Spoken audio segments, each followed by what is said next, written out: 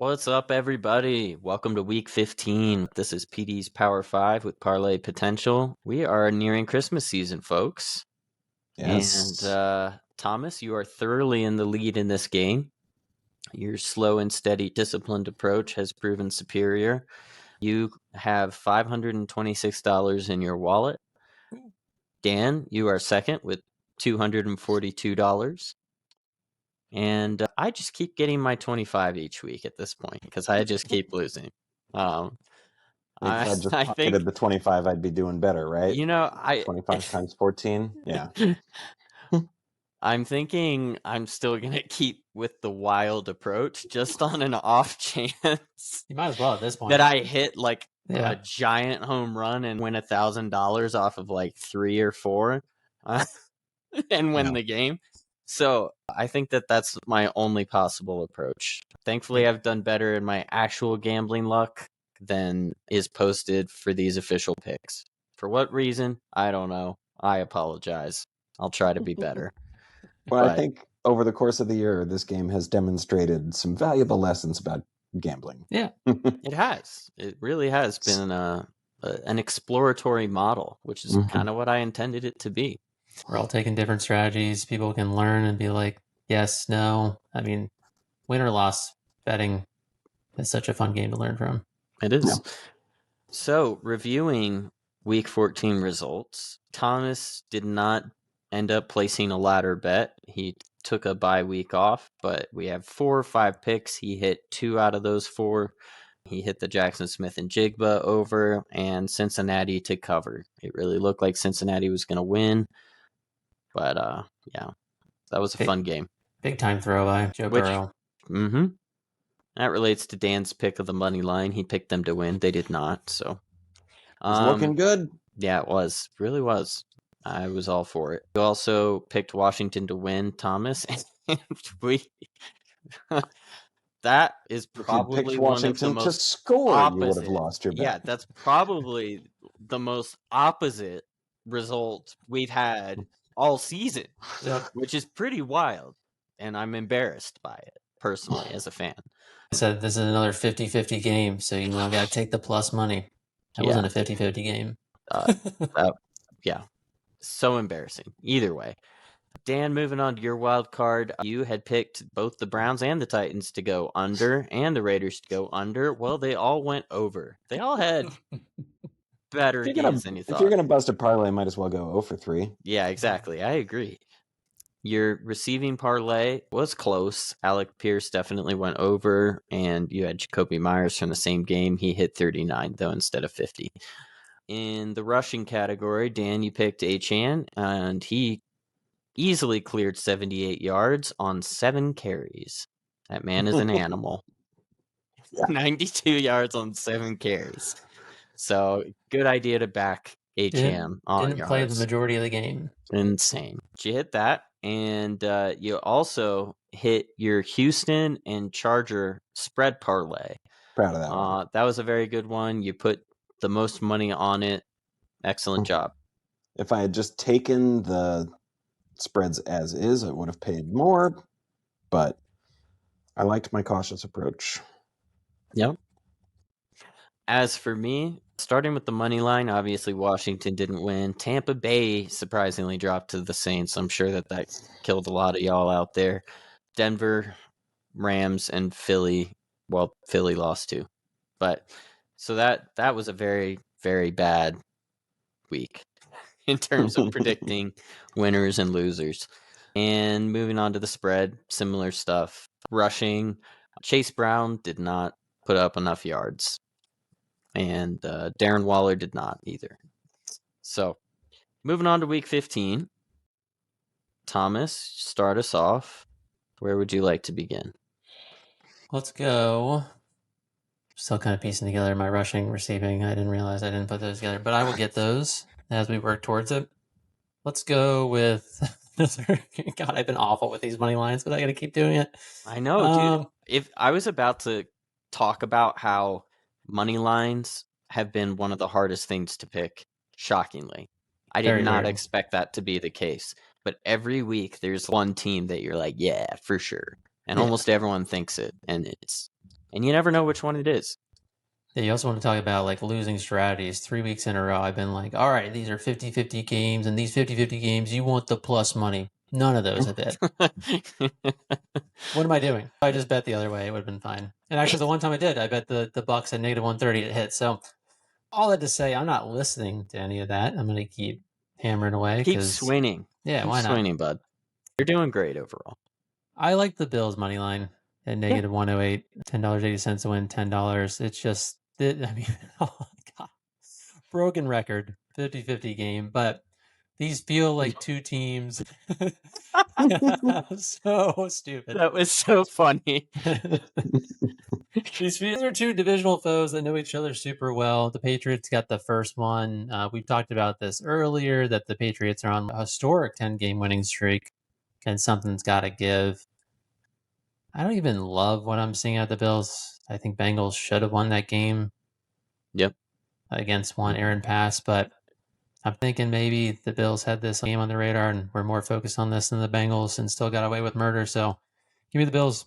I felt a little uncertain about this game. It was on my 4 games I put on a lesser tier of confidence, but I have Bills winning. Yeah. I think it's worth a shot. Josh Allen in a cold weather game. Dan? All right. I'm leaning into the parlay potential, which has not served me well, but I like doing just little 2-team parlays to turn.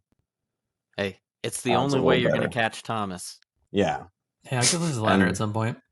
Chasing bad bets with more bad bets is not a winning strategy, so I don't know. But 2 teams that I like to win that have below minus 150 odds are the Packers and Panthers, both on the road. No, I like both of those for sure. Yeah. But at minus 135 and minus 142, I put them together. It's a plus 196. So give me that for 10 Peter bucks. I like it.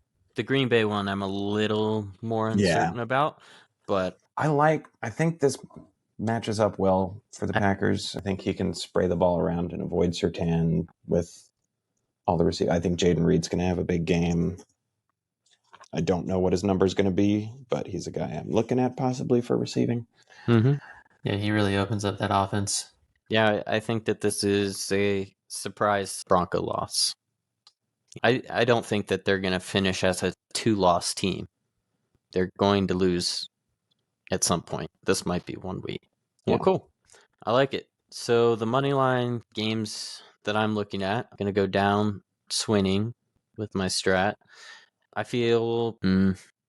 how confident do y'all feel about Chicago beating the Browns? Pretty confident. Pretty confident. Cool. I do too. I'll stick with that then. I've got Chicago winning. I've got Houston beating the Cardinals. I've got Jacksonville beating the Jets. Any weird feelings there on that one? Checking in? No. Cool. No. I don't think so either. And then I got Philly winning against the Raiders. I feel yeah, there's some a 4-game in there. losing streak for Philly, including the Raiders, would be what gets a Super Bowl winning coach fired. I mean, they fired for less. And then I might also throw in Green Bay and Carolina. I'm going to wait on that. But these are all teams that are favored by more than a touchdown. I do think it's right. We'll test the strategy again. History this year has shown that one of these will lose. I'm very curious to know which one, but I'm gonna go down swinging and see if it works this week. But I also really like Dan's picks of Green Bay and Carolina. Got good vibes with them, and those are better odds that would boost this in terms of payout. Yeah, honestly, for all in Green Bay, I might bet that straight money line as well. All right, spreads, ugly week for spreads, and I'm going to take one of the ugliest ones, but I got the strongest feeling on this game. Give me the 49ers negative 12.5. Okay. Negative 115, $11.50 to win 10. It's just Kyle Shanahan out of a bye. Titans off a big road victory. I mean, this has the writings of an absolute blowout. You also got the 49ers defense, who, yes, missing a lot of pieces, but has played way better in recent weeks, and then they had the bye to get straight at home. So I don't know. This is one of those lines Yeah. that just, when I look at it, I was like, I think this should be closer to 14. Yeah. Cam Ward was almost my quarterback kill. Yeah, I'd be Brock shocked. Purdy was if almost this my was fuck. close. Yep. Same. Yeah. I was like, if Shador can do that to that Tennessee defense, then all bets are off. Mhm. Yeah. I like that. How many points would you guys say the 49ers put up this week? Oh, I have a prediction Got formally. it 31. Let me see what I had. Now we're talking. I have them at 34. Yeah, here we go. My official prediction is 34-14. Nice. But I Yep. feel comfortable betting them up to 9.5 as a parlay piece. Mm-hmm. Like, I feel pretty confident about that. I got 31-15, so same range. Sweet. Cool. Covering.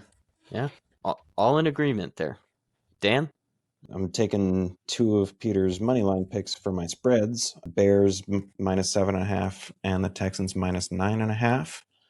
Put them together. That's plus 264, and I'll put 10 Peter bucks on that one too. The Cleveland-Chicago one, I'm a little nervous about there. I feel like this is a situation that as we get more tape on Shador, teams will have no problem with him. And maybe that starts this week, but we'll see. Or maybe he's just so crazy. He's unpredictable. Yeah. There are no tendencies. Oh, did you guys see the one tendency that people I kept didn't bringing actually up? watch. No. Okay. Going off on reporters. No. I mean, that's obviously the big one. I don't know if it was the wet game or not. I got to go watch the other tape, but he was like patting the ball every time he's about to throw. He was like, and that's why they were getting a read on him. Very Oh. interesting. If the Bears watch that, they'll be fine. Cool. And yeah, you're not worried about the Texans, I'd imagine. That's the more safer one for you. Yeah. I mean, Arizona has an okay defense. They could keep this low scoring. That would be my worry there, is that it's like a 20-10 kind of a game. Well, that would still be 20-12 kind of a game, maybe. Right. I'm looking at them to win by 6 as like a safe parlay piece. My official prediction is them winning by 11. So, yeah. Cool. My spread picks are, I really like the Chargers to cover 4.5 against the Chiefs. I was shocked by that. Mm-hmm. And I don't think that this is bait. I think, if anything, the Chiefs are bait. I think that they're trying to signal, like, yeah, we know the Chiefs are going to win. They don't know the Chiefs are going to win. I don't think the Chiefs are going to win. I think the Chargers actually win this game. Yeah. I like the Chargers for this week, too. I mean, last week I had both these teams in basically the same situation against different teams. Mm-hmm. Here we are again. For some reason, the Chargers aren't favored, and for some reason, the Chiefs are. And it seems wrong. Seems wrong. Also really like the Panthers -2.5 straight up as it is. Yeah. And I think I'm actually going to keep that one at that. Just those two. Okay. And I'm going to go ham on the parlays with either money line this week or wild card, which we'll get to. Nice. All right. Broken record, but Isaiah Likely at 34.5 at -115 makes no sense to me. Bengals are literally the worst team against tight ends. Mm-hmm. And he's been Lamar's favorite target for the past few weeks, so don't know what we're doing there. Yeah, that seems low. It's a good pick. Mark Andrews is the same amount of yards, and I guess they're just kind of breaking even on those two, but why? I mean, Likely's definitely more of the downfield threat at this point. So I'd see him getting at least one big catch. I like it. It is likely. Ha, ha, ha. Enter the laugh track. All right, Dan. All right. So receiving yards, I don't see a number for Jaden Reed yet, but I want it. Assume I'll go over whatever that is and then pair it with DJ Moore going over 30.5. Okay. Speaking of broken records, I've talked a lot about the Browns and their susceptibility to big plays. I think they are the kind of team DJ Moore is built to succeed against. And with Odunze out, more targets come his way. 30.5 is nothing. I could see that. Mm-hmm. I'd be scared to back any Packers receiver going against the Broncos, though, and I think that that's a defensive game. So those are my cautions against it. But, I don't think those are bad picks. I'll take Reed out of that if the number's like over 60 for sure. Yeah, and I I don't. doubt it. I'm assuming it'll No. be below 50. Yeah, Yeah, I would guess in the 40s. Yeah, low That's 40s. probably where they'll set it. Well, cool. I talked about somewhere at some point my love for Jackson Smith and Jigba, Puka, and Nico every week. I just think Put they're them great together, and options. what have you got? A PD parlay. Da-da-da-da. I think it's pretty good. I don't know what yardage totals I'll do, but I'll tease it down to the point where my payout it feels reasonable and aligns with my thoughts. But those three over.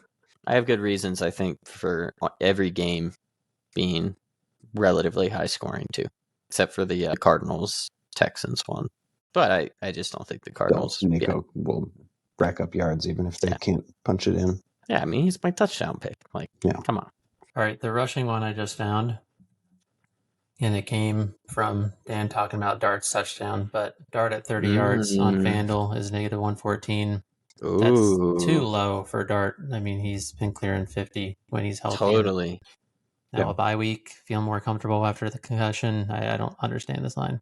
Yeah, I would say of all Washington's defensive problems, edge discipline is not like the biggest problem.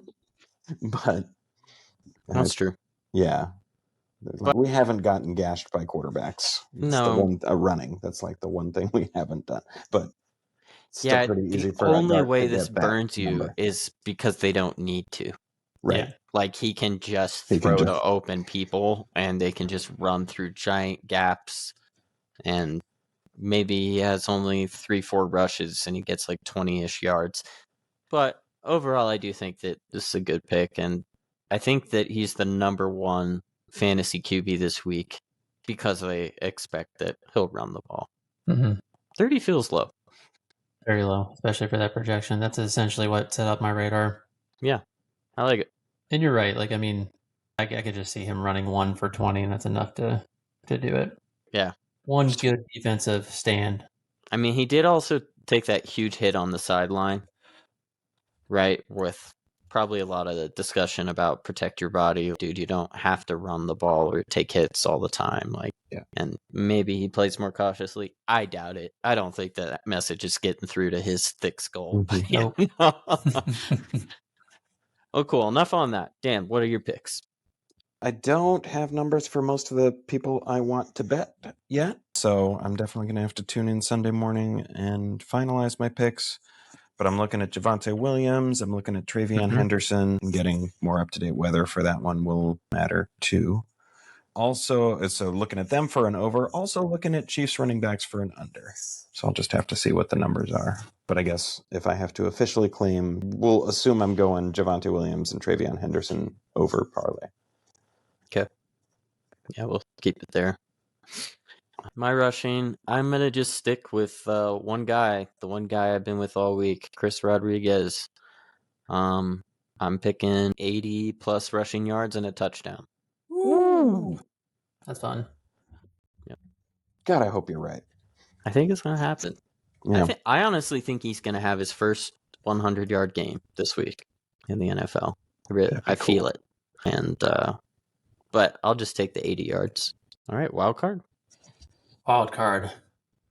The legs I got for you guys. Ironically enough, I feel decent about this one. Probably as decent as I did last week. I would hate to do another bye week on the ladder, but let me know what you guys think. 49ers team total over 20.5. Okay. Yeah. Yep. Packers plus 6.5. Yeah. Probably. Packers plus. Yeah. That's one where I feel a little more hesitancy. I'm probably about 80% confident, but yeah. It gives me more confidence that you both were on the Packers money line because that's kind of where I was leaning to. So if we think Packers win this game and we're getting 6, yeah, Denver does what they typically do and kick a last-minute field goal to win. I think there's about a 15% chance that Denver could dominate this game at home. That's my only thought. And, okay. That's not bad. I don't think it's likely. Yeah. I just feel like I should mention it, but I like it overall. Yeah. I could go Denver plus 11.5, but I think No, the other scenario I see is Packers are dominating, and then Denver does that fourth quarter bullshit where I'm sweating this until the fourth quarter, and then they finally cover at the end. Yeah. I do see a percentage of that happening, which would be annoying. yeah, But neither of these teams really dominate anyone. yeah. Mhm. I kind of agree with that. Yeah, that being a one-score game it seems I would go pretty likely. Packers side, and if those are kind of the equivalent odds you can get, I would go with the Packers over the Broncos. But yeah, Okay. That's good to know. And then Chiefs versus Chargers under 51.5. Yeah, absolutely. 51.5. Like worst case scenario, it feels like this is 27-24, and I can't even see it getting close to that. How's the weather? It's Good. cold, very Cold. cold, but no precipitation in the forecast currently. Two teams that love to run the ball, even if they can't run the ball. And Love to get first downs on third down a lot. both Yeah, I teams think- have strong defenses and battered offensive lines. And divisional and Chiefs desperation. Yeah, I like that piece. Okay. I'd say the big risk is defensive or special team scores, Mm-hmm. but you can't be so Agreed. scared of that because No. that's any game. Totally. Anytime you're looking at an under. Cool. Yeah. Yep. Those three legs I'm looking at. We'll see what I do. I might switch it up, but early glimpse. I like it. Dan? I'm going to take, we were talking about this earlier, Bills Pats under. I'm going to tease that up to 52.5. And Bears Browns over. I'm going to tease that down to 37.5. I think both of these games will be in the 40s in their totals. And that's plus 188. I'll do 10 Peter Bucks on that one too. Wait, you said over 37.5 on Chicago, Cleveland? Yeah. Okay. Well, that's actually reassuring, I suppose, because I was going to tell you I didn't feel that under, which is what I initially thought you were going for. Yeah, no. I kind of feel points, but not a ton. I think those games will both be fairly normal scores in their 20s. I don't know. Actually, I just don't know about that game. I Same. don't know about that game. I I would don't stay know. away from that game. That's my ultimate advice. But Well, advice taken and ignored. perfect. So my wild card bet, I don't think I can truly give because this one's going to be absolute mega parlay. This is going to be the home run moonshot. But how many Peter That Bucks out. are you going to lose on it? I'll put 5 on it. Okay. You know, like, Yeah. because who cares? But yeah, I'll probably do a mix of lines as well as player props. Just trying to take my locks of the week, which is how I've been making money.